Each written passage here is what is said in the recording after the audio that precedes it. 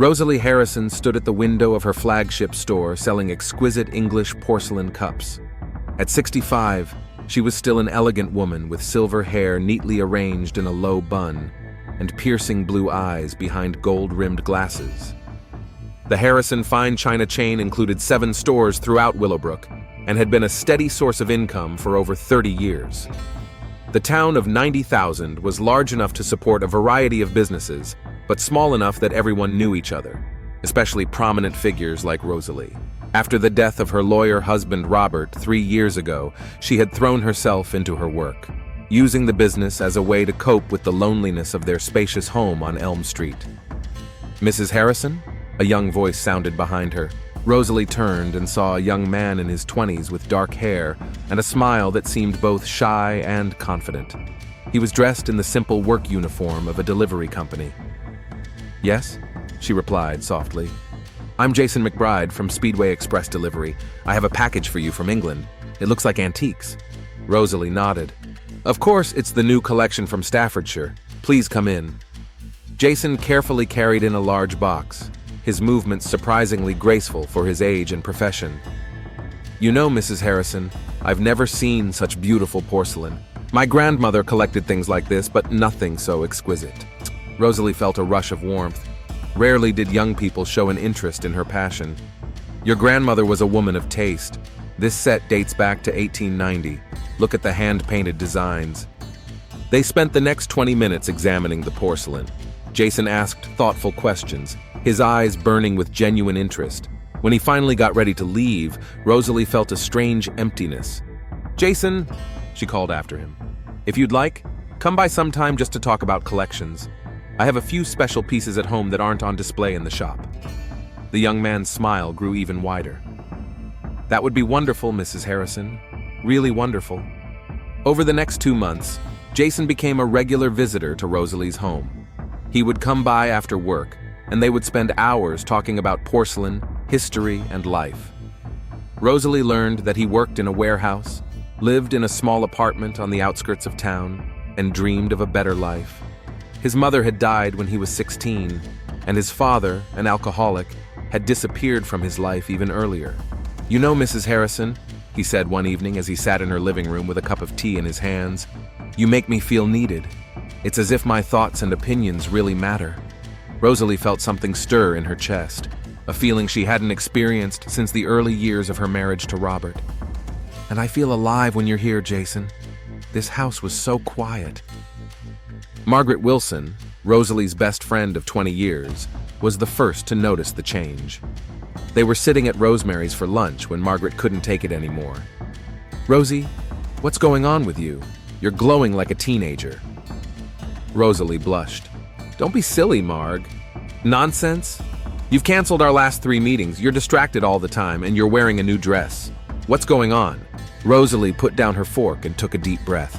"I'm seeing someone." Margaret's face lit up. "Rosie, that's wonderful. Who is he? Where did you meet him?" "His name is Jason McBride. He works for a delivery service." Margaret frowned. "And how old is he?" "Age is just a number, Marg." "Rosalie Harrison, how old is he?" 20, Rosalie said quietly. Margaret nearly choked on her coffee. 20? Rosie, he's the same age your son would be if you had one. And you're 65. "I know exactly how old I am," Rosalie replied sharply. "And I know how I feel. Jason is smart, kind, and attentive. He doesn't see me as an elderly widow, but as a woman." Margaret reached across the table and took her friend's hand. "Rosie, listen to me as your best friend. I want you to be happy, I really do. But think about this rationally. What could a 20-year-old guy want from a woman your age?" "Maybe just to love me," Rosalie said, but there was a note of doubt in her voice. Meanwhile, Rosalie's nephew, Thomas Harrison, received an alarming phone call from one of his aunt's store managers. "Mr. Harrison, I don't want to interfere in Mrs. Harrison's personal affairs, but there was a young man there asking about the financial situation of the stores. He said that Mrs. Harrison had asked him to look into some matters." Thomas frowned. His aunt never discussed business with strangers, let alone give anyone permission to make inquiries about her finances. As a lawyer, he knew that elderly people sometimes fell victim to scammers, but Rosalie had always been sharp as a tack when it came to business matters. He decided to visit his aunt that evening. Parking near her house on Elm Street, he saw an unfamiliar car, an old Honda Civic, in the driveway. The living room light was on, and he could make out the silhouettes of two people. Thomas knocked on the door. A few minutes later, it opened, and he saw his aunt in a new, elegant dress he had never seen before. "Thomas, what a surprise!" Her voice sounded confused and annoyed. "Hi, Aunt Rosie. Just thought I'd drop by, haven't seen you in a while. Can I come in?" "Of course, dear, but I have a guest." They went into the living room, where a young man rose from the sofa. Thomas sized him up immediately, good-looking, confident, but there was something fake about his smile. "Thomas, meet Jason McBride. Jason, this is my nephew Thomas, a lawyer." Jason held out his hand for a handshake. "Nice to meet you, Thomas. Mrs. Harrison has told me a lot about you."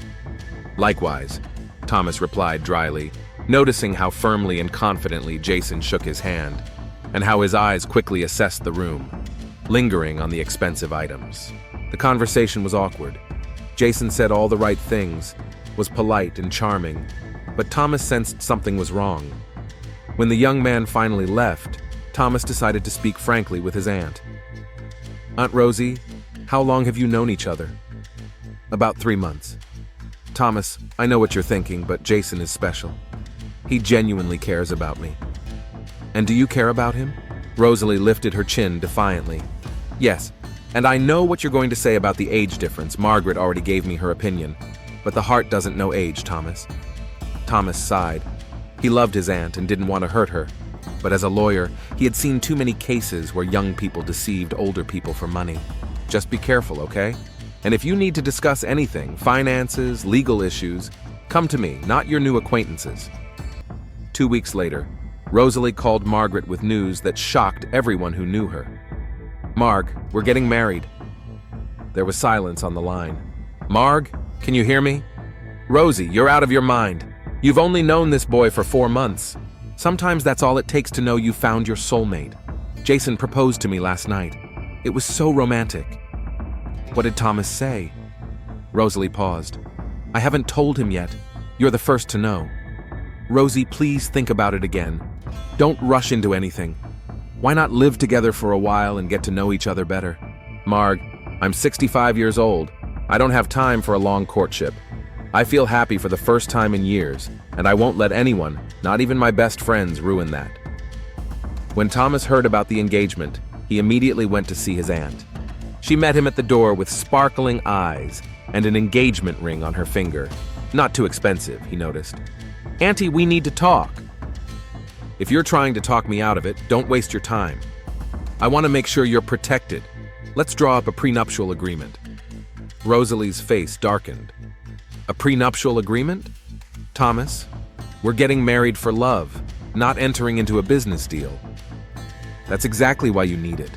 If Jason really loves you, he won't object to protecting your interests." Rosalie shook her head. "I'm not going to start my marriage with mistrust. Jason isn't what you think he is." But when Thomas suggested a routine background check, Rosalie refused outright. "If you can't be happy for me, maybe you shouldn't come to the wedding." These words hurt Thomas deeply, but he could see that his aunt had made up her mind, and further attempts to dissuade her would only push him away at a time when she might particularly need his family. The wedding took place on a sunny Saturday morning in October in the Small Saint Matthew's Chapel on the outskirts of Willowbrook. Rosalie chose a modest cream-colored dress and a pearl necklace that had belonged to her mother. Jason wore the only suit he had bought especially for the ceremony, dark blue, simple but well-fitting. There were few guests. On Rosalie's side were Margaret, who came with a heavy heart, Thomas with his wife Carol, a few colleagues from the shops, and a couple of neighbors. On Jason's side, there was only his roommate Mike and an elderly woman whom he introduced as Aunt Dorothy, although Margaret noticed that she had arrived by bus and clearly did not know him well. "I now pronounce you husband and wife," said Pastor Williams, and Jason kissed his new wife with such passion that several elderly ladies in the front row looked away in embarrassment. At the modest reception at the Garden Court restaurant, Jason was charming with every guest. He told Margaret about his plans to attend community college and study business, thanked Thomas for taking care of Rosalie all these years, and even danced with the bride's elderly neighbors. "Maybe I was wrong," Carol whispered to her husband. "He seems like a really nice boy." Thomas watched Jason gently help Rosalie with the cake, and almost believed in the young man's sincerity. Almost. The couple spent their honeymoon at home. Jason explained that he couldn't afford the trip Rosalie deserved, but she assured him that the most important thing was to be together. They strolled leisurely through the city center, went to the theater, and dined at the best restaurants in Willowbrook. Rosalie paid for everything, but she did it so naturally that Jason only occasionally made token protests. In the first weeks of marriage, Rosalie was happier than ever. The house on Elm Street was filled with life again. Jason made her breakfast. They watched old movies together in the evenings, and he massaged her shoulders, tired from work. But gradually, small changes began to occur. "Honey, don't you think Margaret calls too often?" Jason asked one evening as they were having dinner. "I mean, we're newlyweds.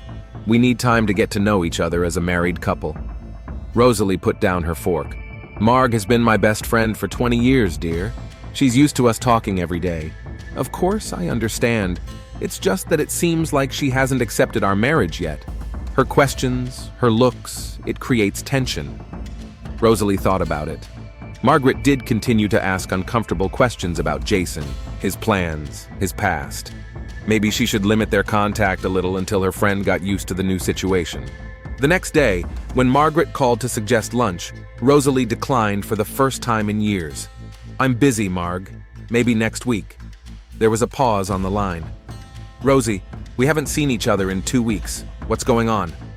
"Nothing special. Just getting used to family life." "Doesn't he let you see your friends?" "Don't be silly," Rosalie replied sharply. "Jason would never forbid me to do anything. I decide for myself who I see and when." After the conversation, Rosalie felt guilty, but Jason reassured her by hugging her from behind while she washed the dishes. "You did the right thing, my love. True friends should respect your happiness, not question it." Meanwhile, Thomas noticed that his aunt had stopped answering his calls as regularly as before. When he visited the stores, the managers said that she had become less frequent, and that many decisions were now being made jointly with her husband. "Together?" Thomas asked Linda Cole's manager at the flagship store. "What does that mean?" Linda shifted awkwardly from foot to foot. "Well, Mr. McBride now attends financial meetings. Mrs. Harrison says he's studying the business and wants to be helpful." Thomas felt uneasy. What decisions have they been making? Nothing drastic yet. But last week they discussed taking out a loan against the property to expand the chain. Mr. McBride thinks it's a good investment. That evening, Thomas drove to his aunt's house. Jason opened the door as if it were his childhood home. "Thomas, come in, we're just having dinner." At the table, Thomas noticed a change in his aunt. She was still elegant, but she looked tired. There were dark circles under her eyes, and her hands trembled slightly as she lifted her teacup. "Aunt Rosie, how are you?" "Linda said you were discussing expanding the business." Rosalie glanced quickly at her husband. "Yes, Jason has some interesting ideas. He's been studying the market and analyzing the possibilities." "What is your background in business?" Thomas asked Jason directly. Jason smiled, but Thomas caught a flash of irritation in his eyes. "No formal education, but I read a lot and study. Most importantly, I see potential that others miss." Rosalie has built a wonderful business, but it could be so much more. "More isn't always better," Thomas said. "Aunt Rosie, remember how Dad always said, never risk what you can't afford to lose?" "Thomas is right," Rosalie said quietly. "Maybe we should wait on expanding." Jason put his hand on his wife's. "Honey, we've discussed this. Sometimes you have to take risks to achieve more. But of course, the final decision is yours." Thomas noticed how his aunt tensed at his touch. After dinner, when Jason left to answer the phone, Thomas tried to talk to his aunt alone. "How do you really feel?" Rosalie hesitated. "Fine, just getting used to it. Living alone for so long, and then suddenly sharing every day with someone." "Auntie, if something's wrong, you can tell me, no matter what." "Nothing's wrong," she replied quickly, but avoided his gaze. "Jason is a wonderful husband. He takes good care of me." When Jason returned, Thomas noticed how his aunt's posture had changed. She seemed more tense and cautious. A few days later, Margaret finally managed to meet Rosalie for coffee. Her friend looked well-dressed, but something about her behavior alarmed Margaret. "Rosie, you've lost weight." "A little. Jason says I'm prettier when I'm slimmer." "Do you think so?" Rosalie paused. "It's important to please your husband, isn't it?" Margaret frowned. In all their years of friendship, Rosalie had never changed herself for anyone else's opinion, not even the late Roberts. "How's business?" "Good. Jason helps me make decisions. He's very smart, you know." "Rosie, he's a warehouse worker with no education." Rosalie's eyes flashed. "Not everyone goes to college, Marg. There are different kinds of intelligence." "Of course there are, but running a business requires experience and knowledge." "Enough!" Rosalie interrupted sharply. "I'm tired of everyone questioning my decisions. Jason is my husband, and he has a right to be involved in every aspect of my life." Margaret put down her cup. "Rosie, listen to yourself. You sound like a different person. Where is the woman who built a successful business from scratch, who never let anyone tell her what to do?" Rosalie stood up. "That woman was lonely and unhappy. Now I'm married and happy. If you can't accept that, maybe we should take a break." Margaret watched her best friend leave the cafe, and for the first time in 20 years of friendship, felt that she was losing her. That evening, Jason gently stroked Rosalie's hair as they sat on the sofa. "How did your meeting with Margaret go?" "Not very well. She's still against you." "That's sad," Jason sighed. "I was hoping she would accept me for your sake, but some people just can't accept change. Maybe you're right. Maybe I should spend less time with her." Jason kissed her on the temple. "I don't want you to lose your friends because of me, dear, but I also don't want anyone poisoning our happiness with their negativity." By the end of their second month of marriage, the changes were obvious to everyone who knew Rosalie. She rarely went to the shops without Jason and stopped attending her book club and gardening club, where she had been a member for many years. When neighbors spoke to her on the street, she responded politely but curtly, constantly looking back at the house. Mrs. Connor, who lived next door, told Margaret about a strange incident. "I saw Rosalie taking out the trash last night and decided to stop by and say hello. She looked frightened when I called out to her. When I asked how she was doing, she said she had to hurry back because Jason was waiting for her at home. But Margaret, it was only 7 o'clock." Margaret also noticed that Rosalie had stopped wearing some of her favorite jewelry, including a sapphire bracelet her late husband had given her on their 20th wedding anniversary. When she asked about it, Rosalie replied awkwardly, "Jason thinks it's too provocative for a woman my age. What do you think?" Rosalie didn't answer. The warning signs continued to mount. Thomas learned from the family banker that Rosalie had been inquiring about liquidating some of her investments. When he tried to talk to her about it, she said she was just looking at options with Jason. In the shops, employees whispered that Mrs. Harrison had become nervous and distracted. Linda Cole told Thomas that Rosalie had asked her 3 times last week about the same order and couldn't remember the decisions made the day before. "She says she's not sleeping well," Linda added. "Maybe we should suggest she take some time off." But when Thomas suggested this to his aunt, she flatly refused. "I'm fine, Thomas. Just adjusting to a new way of life." Meanwhile, Jason was becoming more and more confident in Rosalie's house. He rearranged the furniture in the living room, explaining that it was more comfortable for conversation. He suggested renovating the kitchen because a modern woman deserves a modern space, and he started answering phone calls, even when they were for Rosalie. "Mrs. Harrison is busy right now," he would tell callers. "Can I help you?" When neighbors asked Rosalie about the changes, she defended her husband. "Jason just wants to make my house more comfortable for both of us." But when she was alone, Rosalie began to have doubts. Sometimes, lying in bed next to her husband who was fast asleep, she remembered the woman she had been just a few months ago, confident, independent, making her own decisions. Now she consulted Jason about every little thing, from choosing a dress to the menu for dinner. One night, she quietly got up and went to the study where the photos of her late husband were kept. In one of them, she was laughing, holding the keys to their first store. In another, She was receiving an award from the City Chamber of Commerce for Best Small Business of the Year. "What would you say about all this, Robert?" she whispered to the photos. "What are you talking about, dear?" Jason's voice came from behind her. Rosalie shuddered. "Nothing, just couldn't sleep. Let's go to bed. You need some rest." His voice was soft, but there was a note in it that brooked no argument. Rosalie obediently followed him, but at the last moment she turned back to the photograph. For some reason she felt that her late husband's eyes were looking at her with concern. The third month of marriage began with an incident that was a turning point for everyone around Rosalie. On Wednesday morning, Linda Cole called Thomas at his law office with alarm in her voice. "Mr. Harrison, you need to come to the store. Something's happening with Mrs. Harrison." Thomas dropped everything and was at the flagship store on Main Street 20 minutes later. He found his aunt sitting in the back room, pale and trembling. Scattered documents lay in front of her, and pieces of a porcelain vase were strewn across the floor. "Aunt Rosie, what happened?" Rosalie looked up at him, her eyes red from crying. "I can't remember where I put the contract with the supplier from England. Jason asked me to find it last night, and I've turned the whole office upside down, and I can't find it." Thomas sat down next to her. "It's not a big deal. We can get a copy." "No, you don't understand," Rosalie exclaimed. "Jason got so angry when I told him I couldn't find the document. He said that if I can't handle simple things, maybe I need help running the business." Thomas felt a surge of anger. "Auntie, it's your business. You've run it successfully for 30 years. But I'm getting older, Thomas. Maybe he's right. Maybe I do need help." Linda, who was standing in the doorway, couldn't hold back. "Mrs. Harrison, you built this empire from the ground up.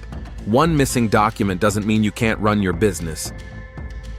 At that moment, Jason walked into the store. He looked concerned and caring. "Honey, Linda called me at work. How are you feeling?"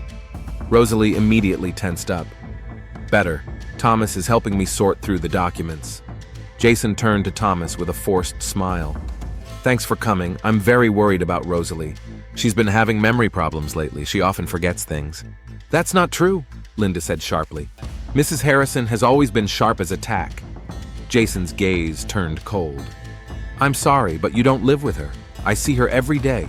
Yesterday she forgot to turn off the stove, and the day before that she didn't remember if she locked the door." Rosalie cringed. "I do forget things sometimes." Thomas stood up. "Jason, can we talk in private?" They went outside. Thomas couldn't hold back any longer. "What are you doing to my aunt?"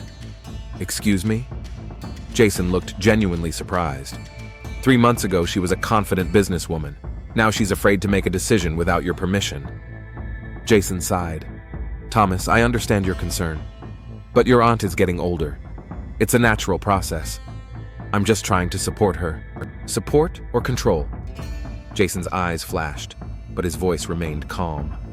"I love Rosalie and want to protect her. If that seems like control to you, I'm sorry, but I'm her husband, and it's my duty to take care of her. Your duty as her husband is to support her independence, not undermine her self-confidence." Jason took a step closer. "Be careful, Thomas. Rosalie gets very upset when family and friends question her marriage. Stress is bad for her health." Thomas heard a veiled threat in those words. Meanwhile, Margaret was becoming increasingly desperate. Rosalie avoided her calls, and when they did speak, the conversation was short and strained. When Margaret came to the house on Elm Street, Jason always found a reason to be present during their conversation. On Friday evening, Margaret decided to take drastic measures. She knew Jason worked until 6, so she arrived at Rosalie's at 5:30, hoping to find her friend alone. Rosalie opened the door in her dressing gown, looking tired and disheveled. "Marg, I wasn't expecting you." "I know. Can I come in? We need to talk." Rosalie looked around uncertainly. "Jason will be home soon. That's why we need to talk now." They sat down in the living room. Margaret was shocked by how different the house looked. Photos of Rosalie's late husband had disappeared from the tables. Her favorite books had been removed from the shelves, and expensive vases had been replaced with simpler ones. "Rosie, what's going on with this house? Where are all your things?" "Jason thinks that too many memories of the past are preventing us from building a future," Rosalie replied quietly. What do you think? Rosalie didn't answer, nervously fingering the edge of her robe. Rosie, look at yourself. You've lost 10 pounds. You have dark circles under your eyes, your hands are shaking. What's going on with you? Nothing. Just getting used to married life. Margaret took her friend's hands in hers. Rosie, we've been friends for 20 years. I know you better than anyone. You're unhappy. Rosalie's eyes filled with tears. I should be happy. Jason does so much for me. What does he do? Does he forbid you to see your friends? Does he make you get rid of things you love? Does he convince you that you have memory problems? I do have memory problems, Rosalie exclaimed. I forget things, lose documents, can't concentrate. When did this start? Rosalie thought for a moment. After the wedding. Rosie, what do you drink and eat? Does Jason cook for you? Yes, he's a wonderful cook. He makes me tea every morning and cooks dinner. Margaret felt a chill in her stomach. What kind of tea? A special herbal blend. He says it helps with stress and insomnia. Have you checked what's in it? Marg, what are you trying to say? Rosalie looked frightened. I'm trying to say that healthy people don't suddenly start losing their memory for no reason. At that moment, they heard the sound of keys in the lock. Rosalie paled. He's home early. Marg, please don't tell him about our conversation. Jason entered the living room with a bouquet of flowers and a smile that didn't reach his eyes. Margaret, what a nice surprise. Darling, you forgot to tell me you were expecting guests. I didn't forget, Rosalie said quietly. Marg came by unexpectedly. Oh, I see. Jason placed the flowers on the table. I hope you've had a good time. Margaret stood up. Yes, we were reminiscing about old times. Rosie, do you remember when we went to Chicago for the antique show and you bought that beautiful tea set? Rosalie frowned. Chicago? I don't remember. Of course you do. It was 5 years ago. You were so proud of that find. I can't remember, Rosalie said sadly. Jason put his arm around his wife's shoulders. Don't worry, honey. We all forget things sometimes. Margaret watched the scene with horror. Rosalie remembered every detail of that trip just a few months ago. I have to go, she said.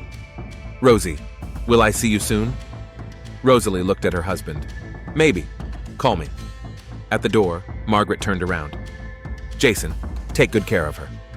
Of course, he replied. Rosalie is the most precious thing I have.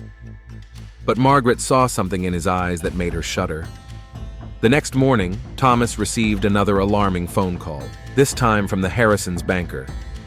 Thomas, your aunt came to me yesterday asking for a large loan secured by her house and business. The amount is very large, $500,000. What does she need the money for?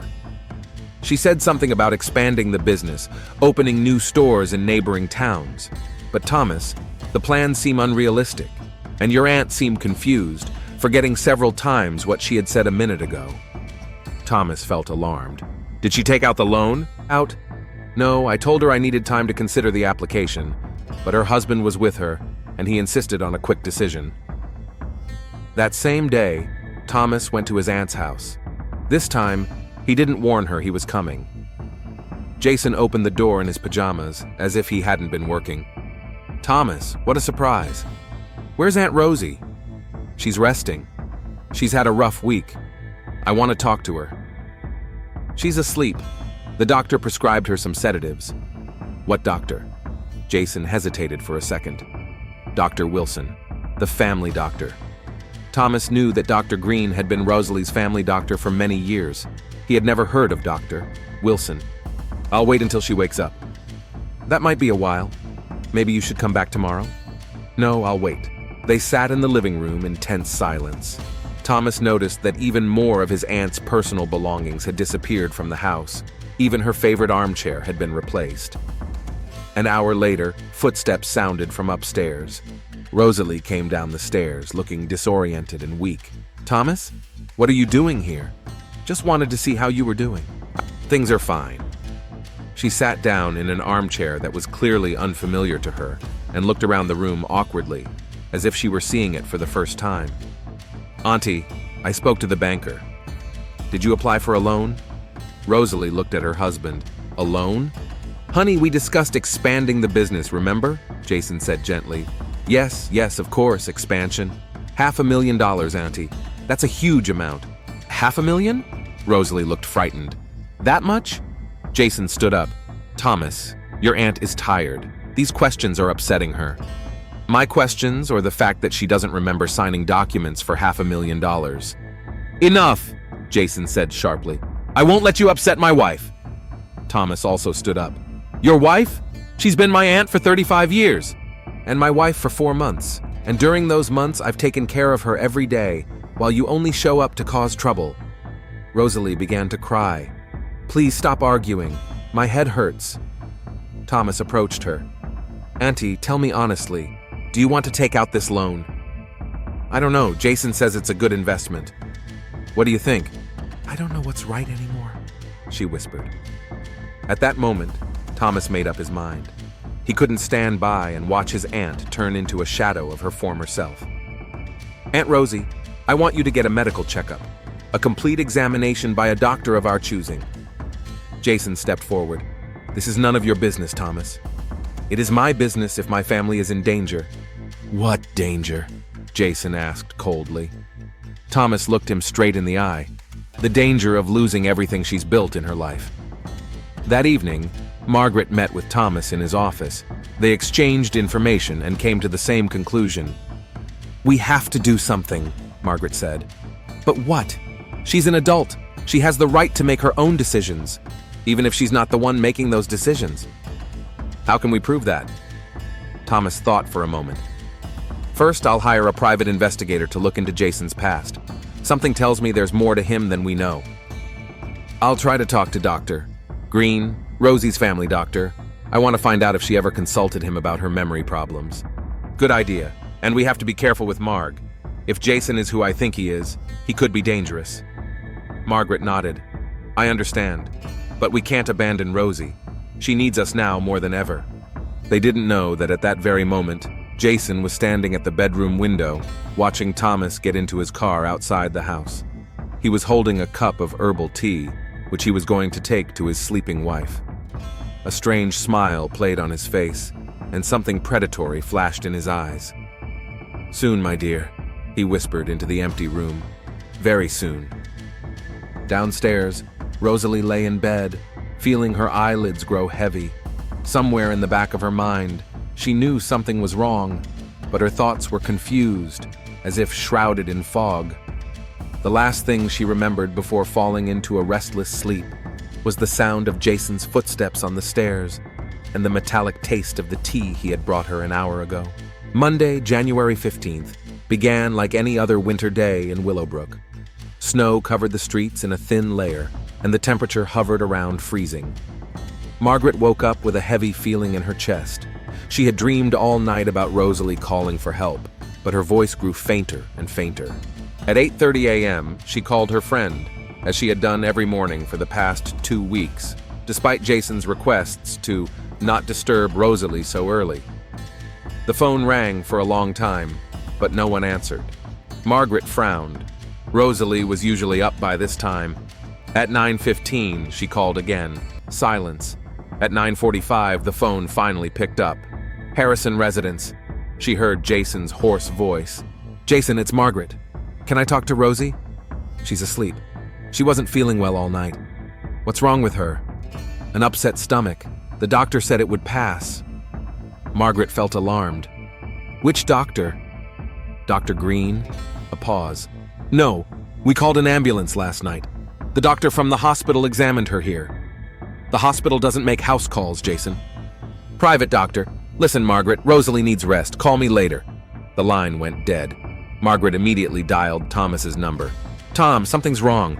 Jason says Rosie's sick, but his story doesn't add up. I'm on my way over there. I'll meet you there. At 10:30 a.m., Thomas parked his car near the house on Elm Street. Margaret was already waiting for him on the sidewalk. I tried to look in the windows, but the curtains are drawn, she said. They walked up to the front door. Thomas knocked several times. No answer. He tried the door handle. It was locked. I have a spare key, Margaret said. Rosie gave it to me years ago. The key was still under the third rock in the flower bed. Thomas took it but hesitated. We're breaking the law by entering someone's home. Tom, if something's happened to Rosie and we could prevent it. He turned the key in the lock. The house greeted them with a deathly silence. There was a strange, sweet smell in the air, mixed with something chemical. "Rosie!" Margaret called. Silence. They went into the living room, then into the kitchen. Everything was relatively tidy, but Thomas noticed something strange. There were 2 cups on the kitchen table, one of which had tea in it with a film on the surface. "Jason's not here," Margaret said. "His car isn't in the driveway." They went upstairs. The bedroom door was closed. "Rosie?" Margaret called softly, knocking on the door. There was no answer. Thomas slowly turned the handle and opened the door. Rosalie was lying in bed, motionless, her face pale gray. Her eyes were closed, her mouth slightly open. The bed was neatly made, her hands folded on her chest. "Oh God," Margaret whispered. "Rosie!" She rushed to the bed, but Thomas stopped her. "Don't touch anything. Call an ambulance and the police, right now." Margaret's hands trembled as she reached for the phone. 911? "I need an ambulance and the police at 428 Elm Street. We've found a woman unconscious, possibly dead." Thomas cautiously approached the bed. He didn't touch his aunt, but from the color of her skin and her immobility, he knew they were too late. On the bedside table was a cup with the remains of tea and a small bottle of pills. 10 minutes later, the house was filled with people in uniform. Paramedics confirmed what Thomas already knew. Rosalie Harrison was dead. Detective Sarah Mitchell arrived an hour after the first call. At 42, she was an experienced investigator in the homicide division, although such cases were rare in Willowbrook. The last murder in the town had been 3 years ago, and that had been the result of a drunken brawl. Sarah examined the scene, making notes in her notebook. The bedroom looked too neat for a place where someone had died of natural causes. The bed was neatly made, and personal belongings were neatly arranged. "Who found the body?" she asked Officer Davis. "The deceased's nephew and girlfriend, Thomas Harrison and Margaret Wilson. They said they were worried about her and came to check on her." "Where's the husband?" "We don't know yet. According to witnesses, he was home this morning, but he's not here now." Sarah went down to the living room where Thomas and Margaret were giving statements to another officer. "I'm Detective Mitchell," she introduced herself. "I need to ask you a few questions." Thomas stood up. "Detective, my aunt did not die of natural causes." "What makes you think that?" "Over the last few months, her husband systematically isolated her from her family and friends, convinced her that she had memory problems, and forced her to drink some kind of herbal tea. She lost a lot of weight, became forgetful and fearful." Margaret nodded. "I saw her on Friday. She looked ill, but not terminally ill." "Tell me about her husband, Jason McBride." Thomas and Margaret told the detective everything they knew about the strange meeting, the quick marriage, the changes in Rosalie's behavior, the attempts to get a large loan. "How old were they?" Sarah asked. "Rosalie was 65, Jason was 20, Thomas replied. The detective raised an eyebrow. "I see. How long were they married?" 5 months. Sarah wrote this down in her notebook. In her experience, marriages with such an age difference and such a short duration often concealed financial motives. "Does anyone know if Mrs. Harrison had a will?" "Yes," Thomas said. "I'm her lawyer. At least I was until recently." "What do you mean, were?" "A month ago, she said she wanted to revise her will. She said she would find another lawyer because I was biased against Jason." Sarah felt the first alarm bells ring. "Do you know which lawyer she turned to?" "Number she didn't say." At that moment, the front door opened and Jason McBride walked in. He looked shaken and confused. "What's going on here? Where's Rosalie?" His gaze fell on the police officers and paramedics. "Oh my God, what happened?" Detective Mitchell approached him. "Mr. McBride? I'm Detective Sarah Mitchell. I'm afraid I have some bad news. Your wife is dead." Jason staggered, grabbing the doorframe. "Dead? How?" "We're trying to find out. Where were you this morning?" "At work. I work at Metro Distribution. Rosalie wasn't feeling well, but she said it was just an upset stomach. I wanted to stay, but she insisted I go to work." He covered his face with his hands. "I should have stayed." What time did you leave the house? Around 7 in the morning. My shift starts at 8. And what time did you get back? Just now. We had a big shipment, so I worked late. Sarah wrote this down. Mr. McBride, we'll need to talk to you in more detail. But first, I want the coroner to examine the body. Jason nodded, still looking stunned. Sarah noticed that he hadn't once asked how his wife had died, which would have been a natural reaction. Coroner Dr. James Adams arrived an hour later. After a preliminary examination, he reported his initial impressions to the detective. External signs indicate possible poisoning. Blue lips and fingernails, a characteristic odor from the body. But the exact cause of death can only be determined after an autopsy. How soon can you perform the autopsy? Tomorrow morning. Sarah nodded. Do a full toxicology analysis. While the coroner worked upstairs, the detective examined the kitchen more closely. 2 cups on the table caught her attention. One contained the remains of regular coffee, the other something resembling herbal tea with an oily film on the surface. Mr. McBride, are these your cups? Jason came over and looked. Yes, we had tea last night. Rosalie liked herbal teas before bed. What kind of tea is this?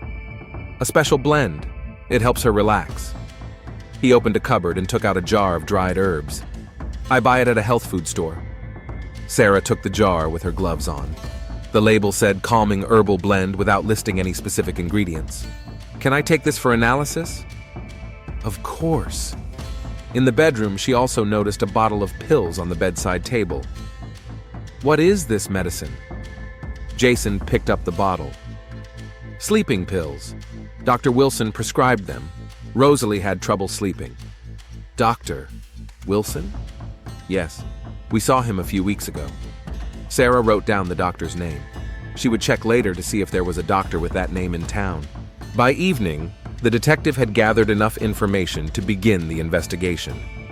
She questioned Jason in more detail at the police station. Mr. McBride, tell me about your relationship with your wife. We loved each other.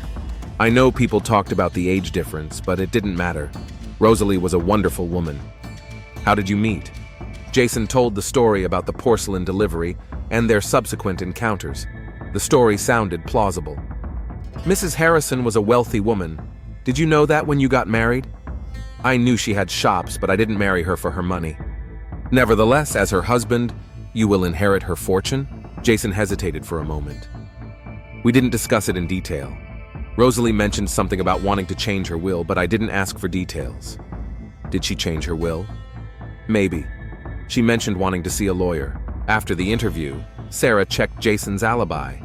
A call to his work confirmed that he had arrived at the warehouse at 8:15 a.m. and worked until 5:30 p.m. Several colleagues had seen him during the day, but something didn't sit right with her. It was all too neat, too convenient. The next morning, the autopsy results came in. Dr. Adams was shaken. Sarah, this is definitely murder. There's a high concentration of digitalis, a heart glycoside, in the blood and tissues. It's a poison derived from foxglove. How high is the concentration? Lethal. But what's interesting is that traces of benzodiazepines were also found in the body in small doses. That explains the memory problems the relatives mentioned. Sarah felt a rush of adrenaline. Was she poisoned gradually? It looks like it. Small doses of benzodiazepines over a long period of time can cause memory loss, disorientation, and dependence. And on the night of her death, she was given a large dose of digitalis.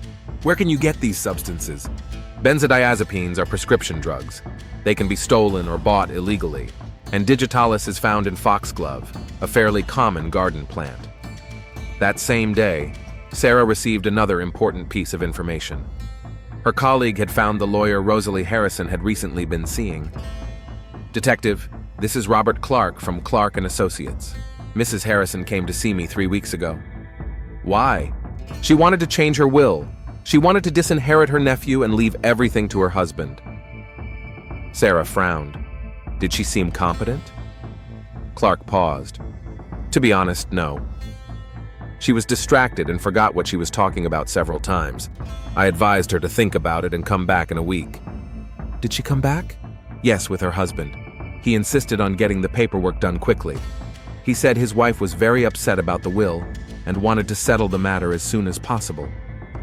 Did you draw up a new will? Yes, although I had my doubts about Mrs. Harrison's mental capacity. Can I see a copy? Of course. The will had been signed a week ago.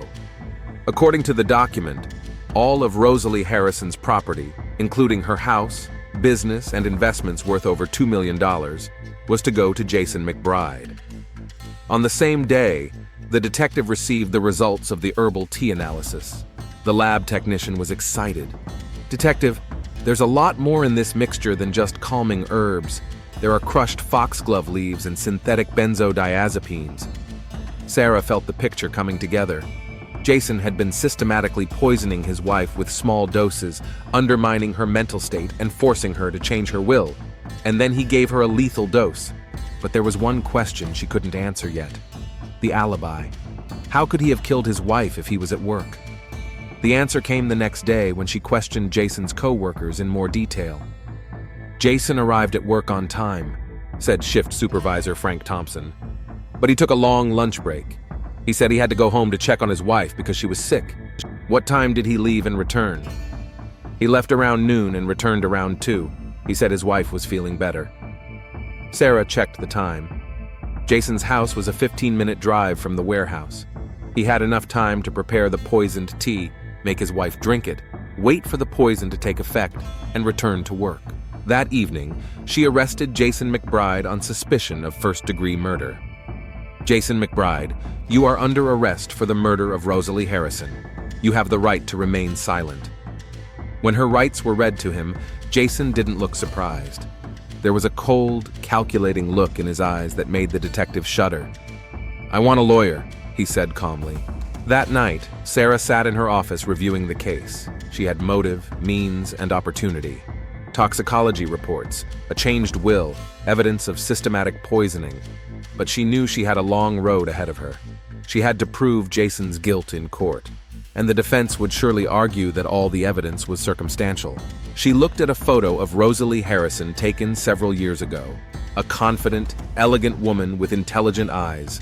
A woman who had built a successful business and lived a dignified life until she met a man who saw her only as a source of money. Detective Sarah Mitchell spent the next 2 weeks gathering additional evidence against Jason McBride. Every new detail only strengthened her conviction that he was guilty.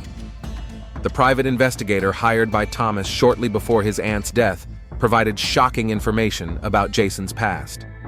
"His real name isn't Jason McBride," Detective Rick Morris told Sarah in her office. "It's Jason Clark. He changed his last name 2 years ago after getting into trouble with the law in Indiana." "What kind of trouble?" "Fraud against the elderly. He was dating a 72-year-old widow, convinced her to give him money for investments, and then disappeared with $50,000. The case never went to trial. The woman died of a heart attack before the proceedings began." Sarah felt a chill. "Is there anything else?" There was a similar story in Kentucky, a 58-year-old divorced teacher. They dated for 6 months. She bought him a car and paid for his education. Then he disappeared. But the interesting thing is that she also complained of memory problems in the last few months of their relationship. "Can you contact this woman?" "I already have. Brenda Coleman. She's willing to testify." The next day, Sarah interviewed Brenda via video chat. The 58-year-old teacher from Louisville looked nervous but determined. "He was so charming," she said. "He told me I was special. That age was just a number. And then the strange behavior started." "What kind of strange behavior?" "I started forgetting things, where I put my keys if I turned off the stove. Jason said it was normal, that I was just overworked. He offered me herbal tea to calm me down." Sarah sat up straight. "Herbal tea?" "Yes, a special blend he bought at a health store. After I started drinking it, my memory problems got worse." "What happened next?" "One morning I woke up and he was gone. He disappeared with all my savings and gifts. I filed a police report, but they couldn't find him." After talking to Brenda, Sarah contacted the Indiana and Kentucky police. The picture was becoming clear. Jason was a professional con artist who specialized in targeting lonely elderly women. Meanwhile, Jason's lawyer, Michael Stevens, was preparing his defense.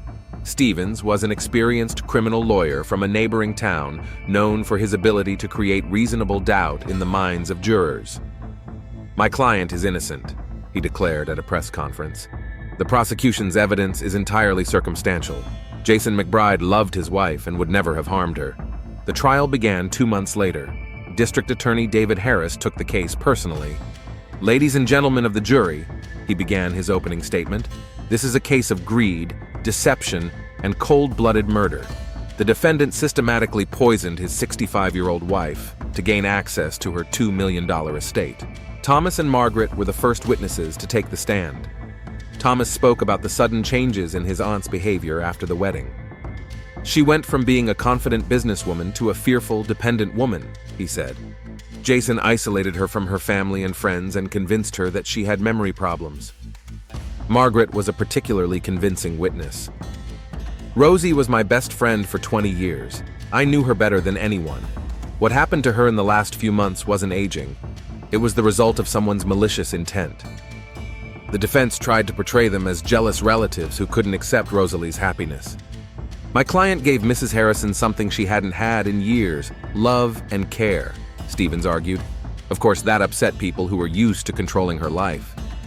But the breakthrough for the prosecution came with the testimony of Brenda Coleman. She flew in from Kentucky specifically to participate in the trial.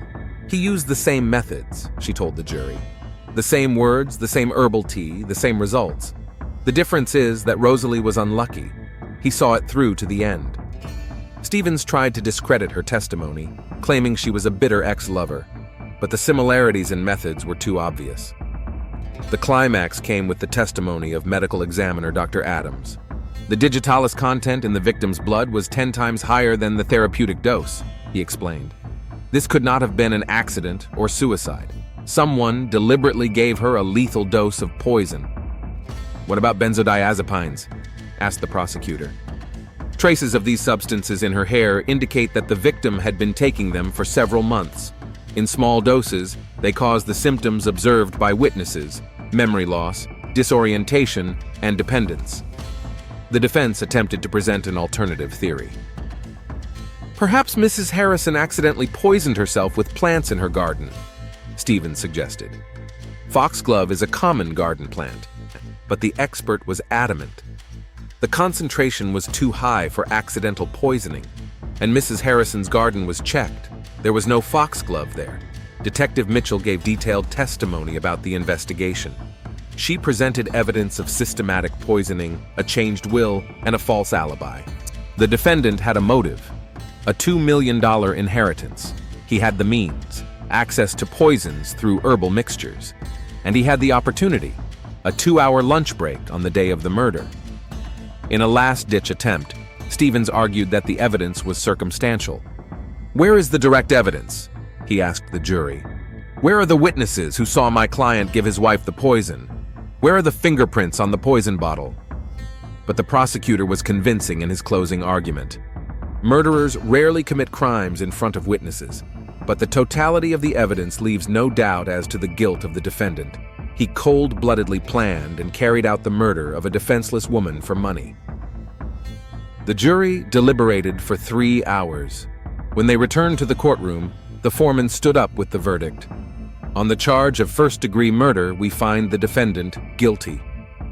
Jason showed no emotion when the verdict was read. He sat motionless, staring straight ahead. A week later, sentencing took place. Judge Robert Kennedy was harsh. "Mr. McBride, you have committed one of the most heinous crimes I have ever seen. You betrayed the trust of a defenseless woman, systematically poisoned her, and then cold-bloodedly murdered her for money. I sentence you to life in prison without the possibility of parole." Detective Mitchell watched as Jason was led away in handcuffs. She saw no remorse in his eyes, only the cold malice of a man whose plans had failed. "This isn't the end," he whispered to her as he passed by. Sarah watched him go. "For you it is," she replied. In the months that followed, life in Willowbrook slowly returned to normal. Rosalie's shops were sold. According to a will that the court ruled invalid, they passed to Thomas as the closest relative. Thomas decided not to continue the family business. Instead, he established the Rosalie Harrison Charitable Trust to help elderly people who had been victims of fraud. Aunt Rosie always cared about others, he said at the fund's opening ceremony. This fund will continue her work.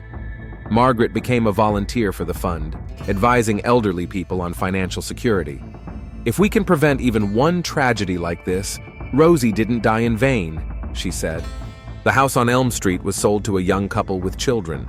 The new owners built a playground in the garden where Rosalie's beloved roses once grew. Detective Mitchell was promoted and transferred to the State Fraud Division. The Harrison case became part of her presentation at police training conferences. Elderly people are ideal victims for criminals like this, she explained. They are lonely, trusting, and often have savings. It's important to learn to recognize the warning signs. Jason McBride is serving a life sentence in state prison. His appeal was denied. In prison, he is a model inmate, working in the library and even teaching literacy to other inmates. But the guards know that this is just the same mask of a charming young man that he wore all his life. Rosalie's gravestone is engraved with simple words: loving wife, aunt, and friend. She built not only a business, but a community. Rosalie Harrison's story has become a cautionary tale for many. Outside the window, life goes on in Willowbrook. The town remembers Rosalie Harrison not as a victim, but as a woman who contributed to the community and whose tragic death helped protect others.